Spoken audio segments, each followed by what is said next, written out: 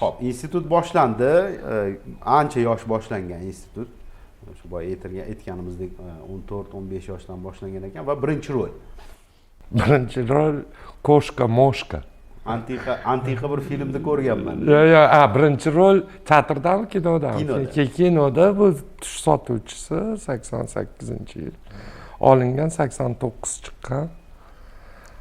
Teatrda Lupachkidagi bola o'sha. Da. Teatrda 14 yoshda, 15 yoshda Koshka Moshka, Zumrad va qimmatda mushuni o'ynaganman. O'zi yoshlik teatrda o'tgan. Polni.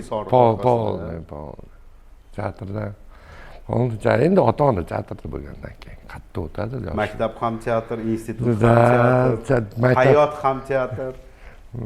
Teatr, ota nima edi? Maktabdan chiqib teatrga borilardi-yu, dublyajga.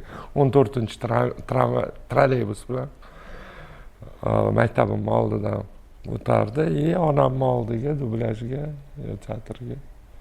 Boshqacha davrlar qalay? Endi yoqimli paytlar. U payt telefon yo'q.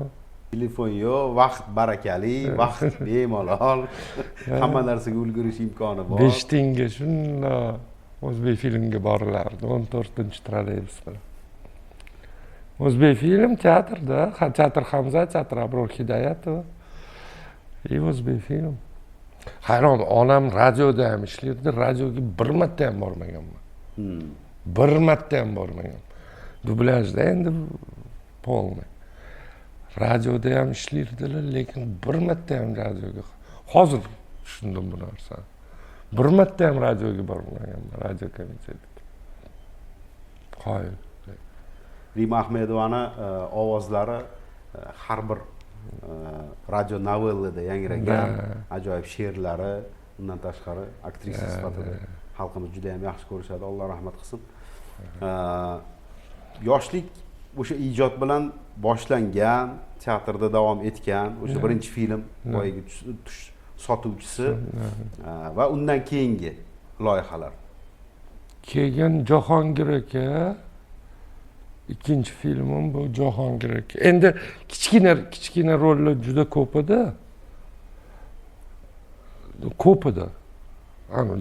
Yugurib o'tadigan, bolalarning ichida yugurib yuradigan bunaqa kinolar ko'p edi. Lekin такой, по-моему, Jahongir aka "Бедные люди" degan o'zbek tilida bilmayman.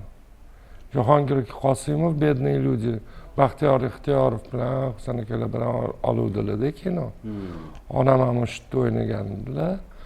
Men Baxtiyor Ixtiyorovni onamni o'g'lini o'ynaganman.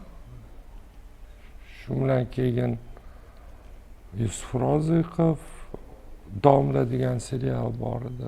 Keyin endi такой rollar bor joy. Epizodlarni aytmayman. Epizodlar juda ko'p edi u payt. Yusuf Roziqov, Domla.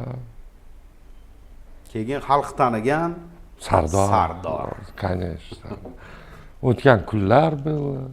15 yosh, 15-16. Конечно, Sardor.